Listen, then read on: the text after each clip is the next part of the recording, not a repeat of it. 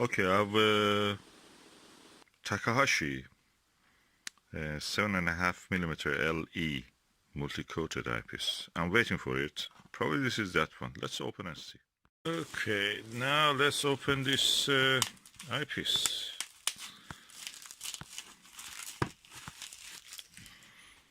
Impressive. Look, look. Takahashi Ocular LE 7.5mm. Cowl length 52 degrees. LE 7.5. Okay, it's very impressive inside. I must say the packaging, the box is really nice feeling.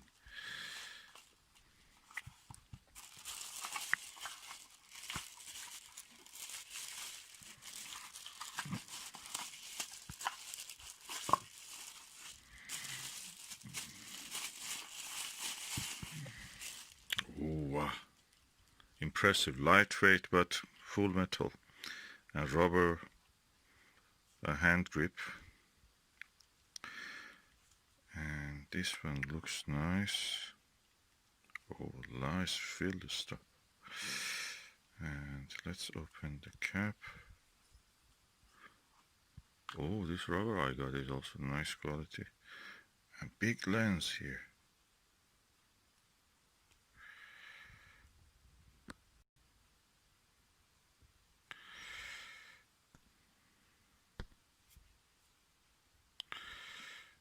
Yeah. I'm really waiting for the night sky to become clear again. It's at the moment raining. So, Takahashi makes one of the best eyepieces, and I've read very good reviews of it. Of course, I will do my own judgment on this, but we are waiting for that just to see how it will end up. But so far, so good. Impressed. So, nice eyepiece.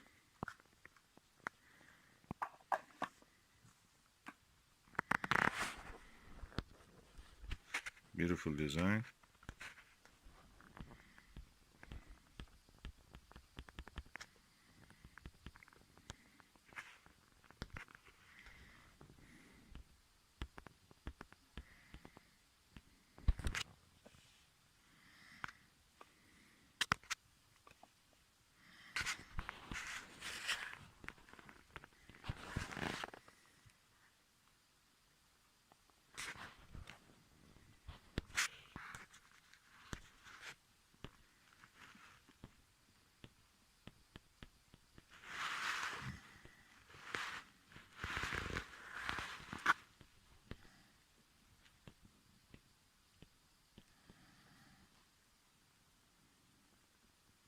Yeah, really good.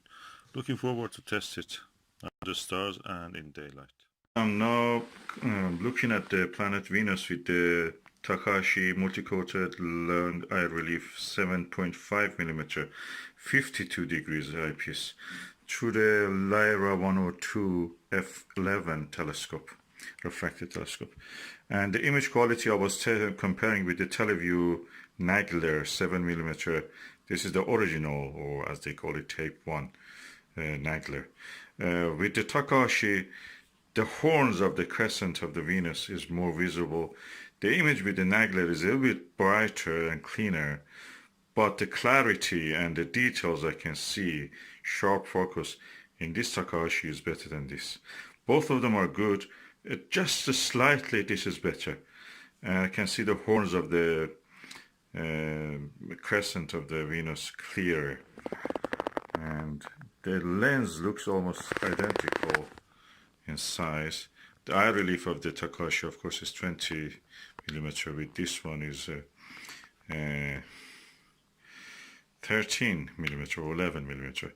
The field of view of this is 82, and with this is 52. I don't feel that that is affecting the view as much as I expected. A tad better in this, although it's not as bright as of the Nagler, Televue Nagler, but the clarity and the sharpness of the focus is better. This telescope, of course, I have to show that is a feather touch dual split Crayford focuser. That is 10 to 1, so 10 turn of this equals to 1 turn of this. And yeah, I'm really impressed. Both of them are good. With this one I could even look 3.2 and I could get an image, but the image was very swiftly moving. This is an Dobsonian mount for the Skywatcher SkyMax 130 flex tube. And anyway, I'm continuing to observe, and I think Takahashi, a tad slightly an epsilon is better than the Nagler. Interesting enough, this Televue Nagler 7mm is for parafocal with the tall plus all 25mm. This is a Nagler original, Type 1 as you call, and this is the tall plus all 25mm. I was watching with this, then I changed to this. I use this as a finder, and then I changed to this. They need to change the focus. They're parafocal. Means you don't need to move the focus away. So, another discovery. But the Nagler 7mm is not parafocal with the 7.5mm Takahashi. So, they're not parafocal. You have to change the focus. With this telescope, which is a Lyra 102 f11, the amount of the chromatic aberration is very minuscule. You see which is a very high magnification now at with this 7.5mm, but is managed well. It's not disturbing as much as when you have a normal achromatic telescope as f5 or something like that, like this Skywatcher that I have. So it's well managed here. It's because of the long focal length. So really good, really good. I'm impressed. Just see some violet color, blue-violet color.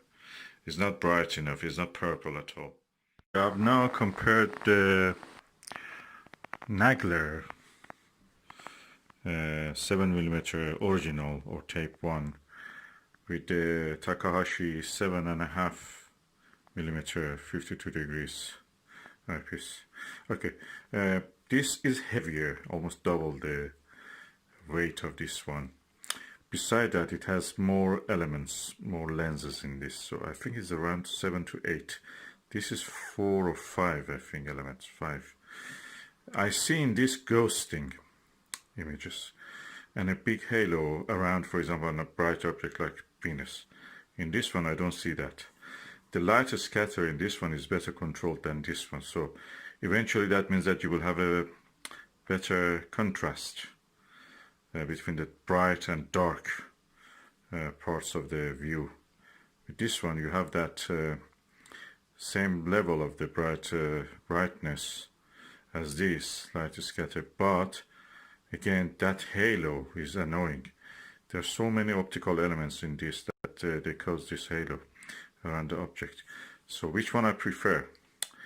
Both of them are very, very close together. If I have to choose one, probably I will choose this one. It is more contrasty. This one gets annoying sometimes. There is too much halo and ghost light in this. Ghost light, yeah, you heard it right, ghost light. And yeah, that's what makes the difference. And this is the Nagler original. I don't know about the Nagler Type 6, what's happened with that one. It's 82 degrees. This one with some optical gimmicks to make that. This is 52 degrees and 5 elements only. It's almost as good as a orthoscopic without having actually the narrow field of view or eye relief of the orthoscopic, so better than that.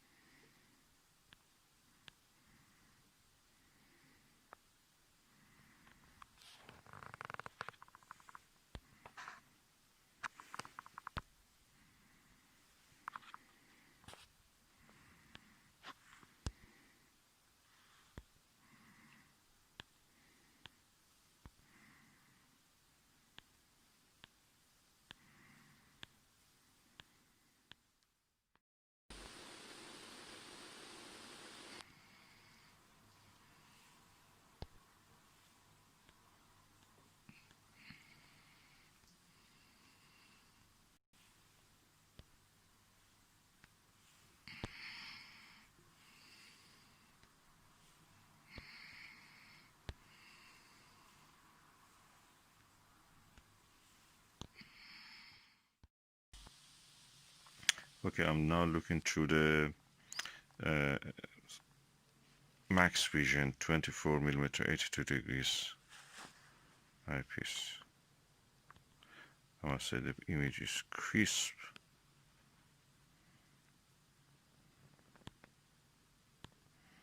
Video is nothing compared to what you can see visually. Probably is around just showing to 20% of the visual sharpness of what is actually visible.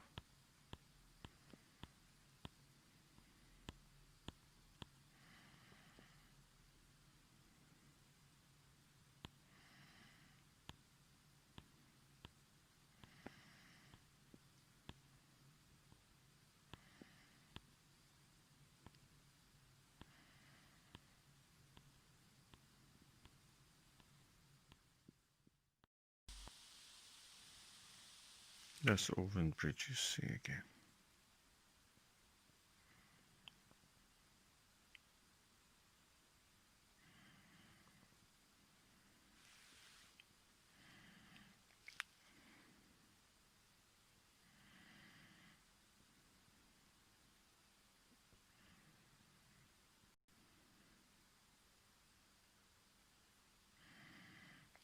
This kind of dimming and unfocusing is because of the use of the autofocus.